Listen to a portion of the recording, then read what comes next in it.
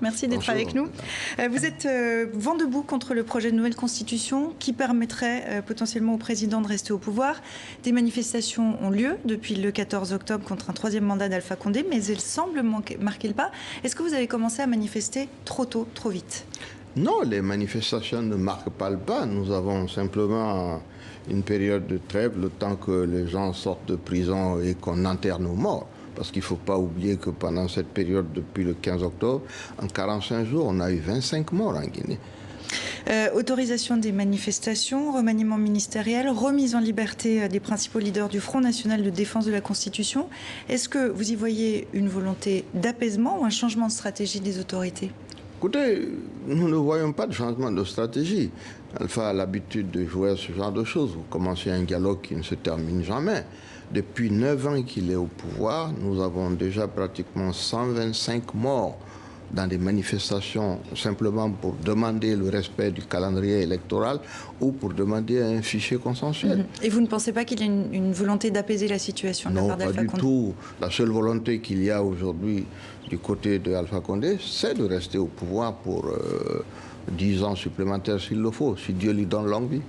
Face à cette crise en Guinée, est-ce que vous espérez, est-ce que vous souhaitez l'intervention de la CEDEAO, de l'Union africaine par exemple? Non, la CEDEAO est déjà, disons, a déjà donné un avis très clair sur cette opération. Dernièrement, nous avons reçu 2 anciens chefs de l'État du Nigeria et du Bénin, envoyés par le NDI et la Fondation Kofi Annan.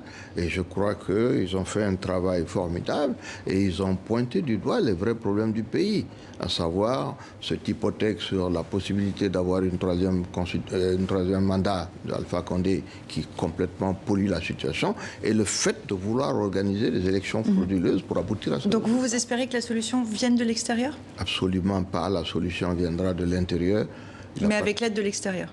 Avec l'aide de l'extérieur, bien sûr, puisque nous appartenons quand même à un espace qui est la communauté économique de l'Afrique de l'Ouest et qui est une communauté qui fonctionne bien et où les chefs d'État, dans pratiquement quasi-unanimité, ont donné leur opinion sur le fait qu'on ne pouvait pas accepter cela.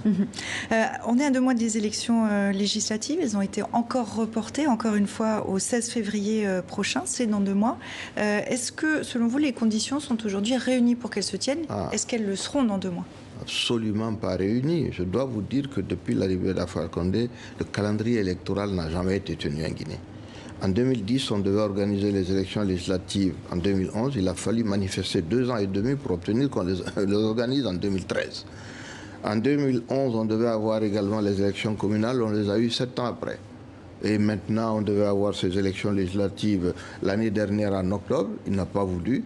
Maintenant que Vous pensez qu'elles n'auront pas lieu en février? Non, elles n'auront pas lieu en février parce qu'on est en train de travailler. Alpha vient de lancer une opération de révision du fichier électoral qui légalement devrait durer 92 jours, qu'on a réduit à 25 jours, mais qui n'a fonctionné en réalité que 12 ou 14 jours. Je peux vous donner un exemple assez frappant. Dans le centre-ville, les 5 communes de la capitale Conakry sont détenues par l'opposition au niveau de la législature et tout ça. Dans le centre-ville, où le député est de mon parti, on avait 60 000 électeurs recensés dans l'ancien fichier. Le nouveau fichier dont on a arrêté l'enrôlement hier, on n'a que 30 000 électeurs là-dessus. Donc ça, on n'est pas prêt d'accepter ce genre de choses.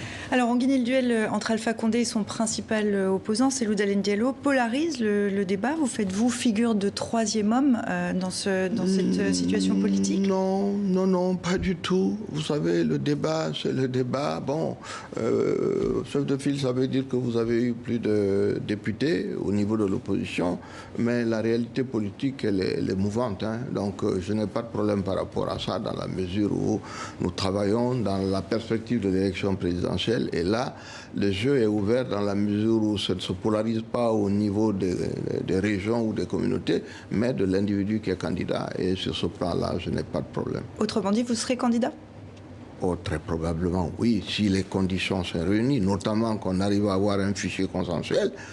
On est vraiment très loin de cela, mais nous n'accepterons pas que cela se passe comme on est en train de le faire, à savoir un fichier commandité par Alpha Condé, où on va avoir des zones où vous avez 80% de la population et le centre du pays, la capitale et autres, où on n'aura même pas 20% de la population. Est-ce que Cellou Dalein Diallo n'est pas le candidat naturel de l'opposition? Non, pas du tout. Il n'y a pas de candidat naturel de l'opposition. Il y a les candidats pour la présidentielle.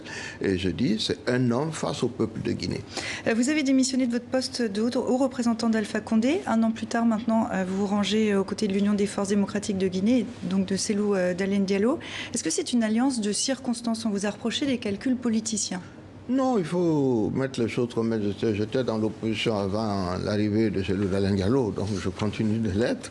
À un moment donné, compte tenu de la situation désastreuse de notre pays, 9 ans après l'arrivée du président Alpha Condé au pouvoir, nous n'avons pas une seule ville de la République de Guinée où on a de l'électricité en permanence, après avoir dépensé 3 milliards de dollars dans ce secteur. Nous n'avons pas 150 km de nouvelles routes édifiées, après avoir dépensé 2 milliards de dollars, dit-on, dans ce secteur. Il n'y a pas une nouvelle université, pas un nouvel hôpital, il n'y a pas, je ne sais pas, je peux compter 10 logements sociaux, tout ce que vous voulez. À un moment donné, je me suis dit, peut-être il y a un manque d'expérience, est-ce que je peux aider? J'ai accepté de faire ce travail gratuitement, sans budget, rien du tout. Et quand je me suis rendu compte qu'on ne pouvait rien en faire, notamment, on avait un vrai paradigme à régler dans ce pays. Les recettes de la bauxite, les recettes des mines devaient être affectées au secteur où on a 75% de nos populations, à savoir l'agro-business. Je n'ai pas réussi à le faire, j'ai préféré quitter. Et vous êtes le bienvenu à TV5 Monde si vous souhaitez annoncer ici votre candidature à la présidentielle. Non, Sidia Touré. Pas encore. Pas encore, mais vous ferez revenir. Sidia Touré, merci d'avoir répondu à nos questions à TV5 Monde. À bientôt. Merci beaucoup, c'est un plaisir.